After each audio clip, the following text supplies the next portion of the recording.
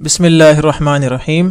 پیارے بچوں، کینٹیب پبلشر کی طرف سے آپ کو خوش آمدید۔ پیارے بچوں، اردو کی کتاب کے دوران جو کتابیں آپ کے پاس ہونی چاہیے ان میں سب سے پہلے اردو جماعت 7، اس کے ساتھ ساتھ ریسورس پیک ہونا چاہیے تاکہ آپ اس کتاب کو اچھی طرح سے سمجھ سکیں اور مشکل سوالات کو اس کی مدد سے آپ حل کر سکیں، اور کتاب کو مزید اچھی طرح سے سمجھنے کے لیے آپ کے پاس سمر پیک بھی ہونا چاہیے۔ آپ کو اردو کی کتاب میں خوش آمدید۔ آج ہم سبق نمبر 5 کا دوسرا حصہ دیکھیں گے جس میں ہم اپنے سبق کی پڑھائی کریں گے۔ آج کے حاصلات تعلم کو دیکھتے ہیں۔ ہمارا پہلا SLO ہے اپنے مشاہدات، خیالات اور علم کے پیش نظر کسی فطری، اخلاقی و قومی موضوع پر 3 پیرے کا مضمون صحت زبان کے ساتھ 300 الفاظ تک پیش کر سکے۔ اور ہمارا دوسرا SLO ہے عبارت کو روانی، زیر و بم، لہجے، شدت اور رفتار کے ساتھ مسلسل پڑھ سکے۔ تو چلتے ہیں، اپنے سبق کا آغاز کرتے ہیں، اور آج کا ہمارا سبق ہے پرچم ہے چاند تارا۔ بچوں، آپ کو معلوم ہونا چاہیے کہ پاکستان اللہ کی بہت بڑی نعمت ہے، اور ہمیں اس پر اللہ تعالیٰ کا بار بار شکر ادا کرنا چاہیے کہ جس نے ہمیں اتنے خوبصورت ملک اور اتنے خوبصورت وطن سے نوازا ہے۔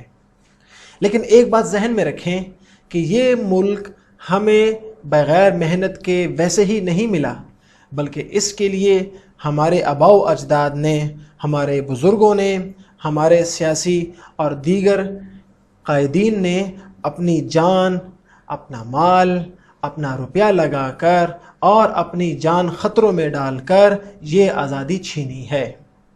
تو ہمیں اس وطن کی قدر کرنی چاہیے، اور کوئی بھی ایسا کام نہیں کرنا چاہیے جس سے ہمارے ملک یا ہمارے ملک کے لوگوں کو یا ہمارے ملک کے دفاع کو خطرہ ہو۔ ہمیں اپنی جان سے زیادہ اپنے وطن سے محبت کرنی چاہیے، اور ہمیں اپنے وطن کے دفاع کے لیے اور وطن کے لوگوں کے فائدے کے لیے ہمیشہ کام کرنا چاہیے۔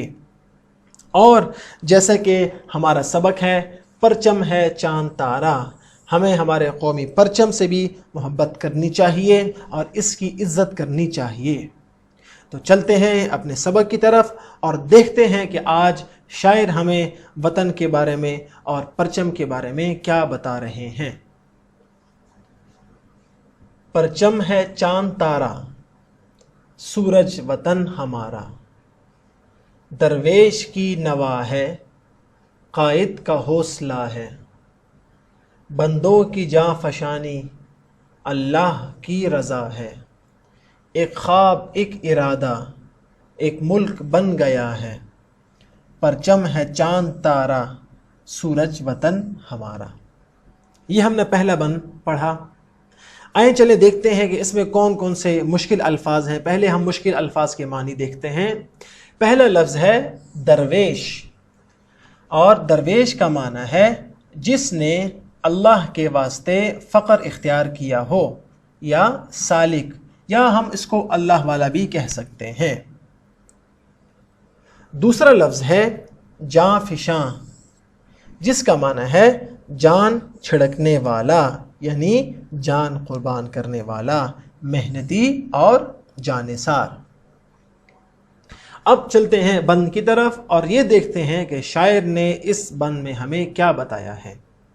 سب سے پہلے شاعر کہتا ہے پرچم ہے چاند تارا، یعنی ہمارا پرچم ایسا ہے جس پر چاند بھی بنا ہے اور جس پر تارا یعنی ستارہ بھی بنا ہوا ہے۔ اور آپ نے اگر پاکستان کا جھنڈا غور سے دیکھا ہو بچوں، جو کہ یقیناً آپ نے دیکھا ہوگا، اس میں آپ کو 2 رنگ نظر آئیں گے۔ کون کون سے؟ جی، ایک سبز اور ایک سفید۔ سبز رنگ جو ہے اس پر 2 چیزیں بنی ہیں۔ کیا کیا بنا ہے؟ ایک خوبصورت سا چاند اور اس کے درمیان ایک خوبصورت سا تارا یا ستارہ بھی آپ اس کو کہہ سکتے ہیں۔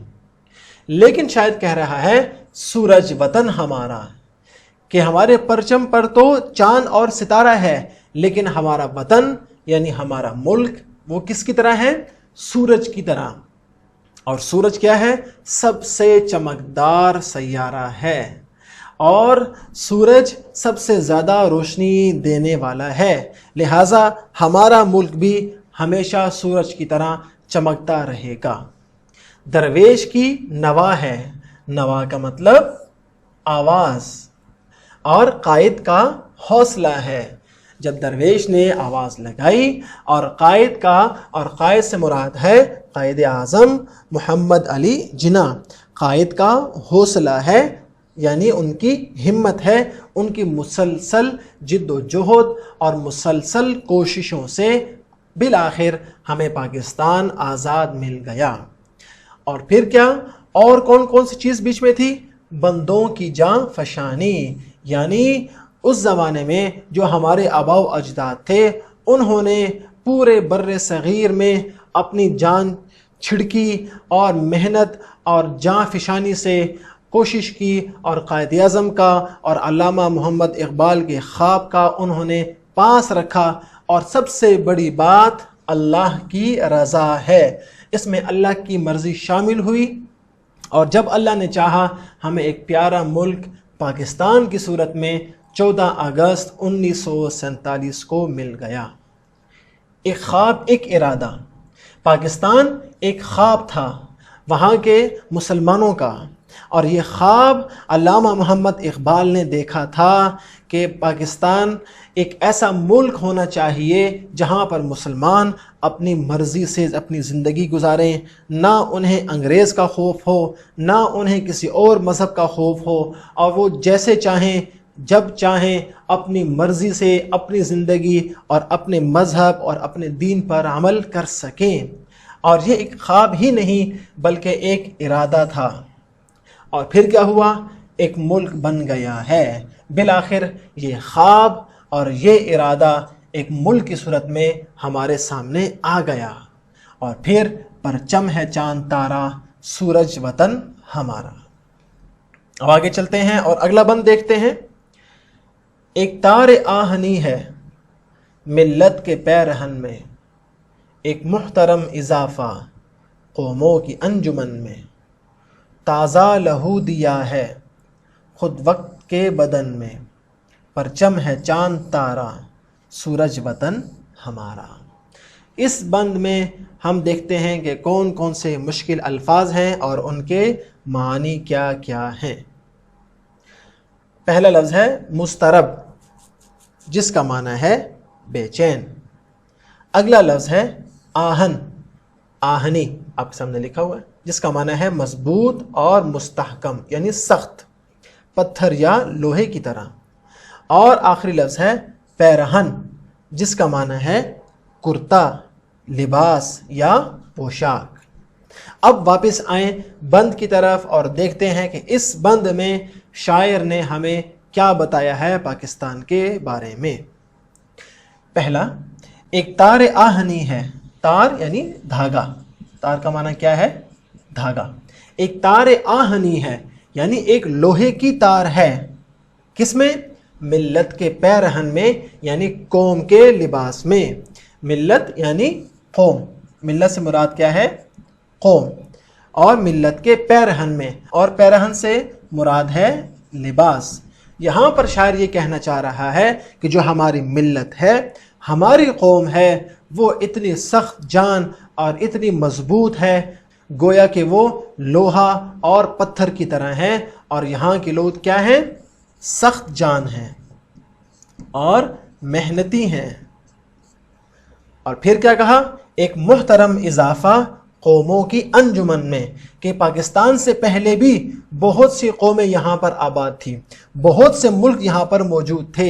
اور جب پاکستان وجود میں آیا اور پاکستانی قوم وجود میں آئی تو پاکستانی قوم دراصل ایک بہترین اضافہ تھی. کس میں؟ قوموں میں. جب پاکستانی قوم وجود میں آئی تو اس سے پہلے جتنے بھی قومیں تھیں ان سب کی انجمن میں ایک بہترین اور قابل احترام اضافہ ہوا جب پاکستان وجود میں آیا اور جب پاکستانی قوم وجود میں آئی. اور یہ ملک ہمیں ویسے ہی نہیں ملا، تازہ لہو دیا ہے، ہم نے اس ملک کو حاصل کرنے کے لیے اپنا لہو، اپنا خون بہایا ہے۔ ہمارے بڑوں نے، ہماری خواتین نے، ہمارے مردوں نے، ہماری ماؤں بہنوں نے، ہمارے بچوں نے، ہمارے مسافروں نے اپنا خون دے کر اس ملک کی مٹی میں یہ ملک ہمیں آزاد کر کے دیا ہے۔ خود وقت کے بدن میں، وقت کا جو بدن ہے، بدن کا مطلب ہے جسم، وقت کے جسم میں ہم نے اپنا تازہ خون دیا ہے، تب جا کر یہ پیارا ملک ہمارا وجود میں آیا ہے۔ اور یہ ملک کون سا ہے؟ پرچم ہے چاند تارا سورج وطن ہمارا، کہ ہمارے ملک کے پرچم میں چاند اور تارا ہے، لیکن ہمارا ملک دراصل سورج کی طرح ہے جو ہمیشہ سے روشن ہے اور لوگوں کو بھی روشنی دے رہا ہے۔ اب دیکھتے ہیں سوال نمبر 5، اور آپ کے یہ گھر کا کام ہے۔ ایک ایک کر کے ٹوٹے سارے قدیم جادو، آتی ہے لے کے صدیاں اگلے دنوں کی خوشبو، اٹھے ہیں فاتحانہ محنت کشوں کے بازو، پرچم ہے چاند تارا سورج وطن ہمارا۔ یہ اشعار ہم کل پڑھیں گے، لیکن آپ نے خود کیا کرنا ہے؟ اس بند کی تشریح کی آپ نے کوشش کرنی ہے۔ جیسے کہ آج ہم نے تشریح کی اور پہلے اشعار پڑھے، پھر مشکل الفاظ کے معنی آپ کو بتائے، اس کے بعد ہم نے شعر کا مطلب آپ کو بتایا۔ اسی انداز سے آپ نے خود گھر میں کوشش کرنی ہے، ان اشعار کو پڑھنا ہے جو ہم اپنے اگلے سبق میں پڑھیں گے، اور آپ نے کوشش کرنی ہے کہ اگلے سبق کے آغاز سے پہلے ہی آپ ان اشعار کی تشریح کر لیں۔ اور اگلا گھر کا کام جو کہ آپ کے لیے بہت ضروری ہے، وہ ہم کل بھی پڑھ چکے ہیں، اور مجھے امید ہے کہ آج جب یہ آپ کام کریں گے تو آپ کے لیے کوئی مشکل نہیں ہوگا۔ آپ کے سامنے ہر سوال کے 4 جوابات دیے گئے ہیں، آپ نے درست جواب کا انتخاب کرنا ہے۔ اور سمر پیک سے آپ کے گھر کا کام ہم لائے ہیں، اور وہ کیا ہے؟ درذیل نظم کو درست تلفظ اور آہنگ کے ساتھ پڑھنے کی مشق کریں، اور موسم گرما کی تعطیلات کے بعد اسی لہجے اور آہنگ کے ساتھ جماعت یعنی کلاس میں پڑھیں۔ تو آپ نے اس نظم کو، جو کہ دراصل ایک نعت ہے، آپ نے اس کو لے اور آہنگ کے ساتھ اور درست تلفظ اور آہنگ کے ساتھ پڑھنے کی مشق کرنی ہے، اور بار بار پڑھنا ہے۔ اور جب تک آپ گھر میں ہیں اور جب تک آپ کے اسکول نہیں کھلتے، آپ نے گھر میں والدین کو یا اپنے دوستوں کو یا اپنے بہن بھائیوں کو یہ نعت سنانی ہے۔ اور دوسرا گھر کا کام جو سمر پیک سے دیا گیا ہے وہ کیا ہے؟ میرا پرچم میری پہچان کے عنوان پر کم از کم 3 پیراگراف پر مشتمل مضمون لکھیں۔ میرا پرچم میری پہچان، اس موضوع پر اور اس عنوان پر آپ نے کم از کم 3 پیراگراف پر مشتمل مضمون لکھنا ہے، جو کہ آپ کی سمر پیک میں موجود ہے۔ اگر وہاں آپ مناسب سمجھتے ہیں تو سمر پیک میں لکھ لیں، اگر نہیں تو آپ اپنی نوٹ بک میں لکھیں، لیکن یہ گھر کا کام آپ نے ضرور کرنا ہے۔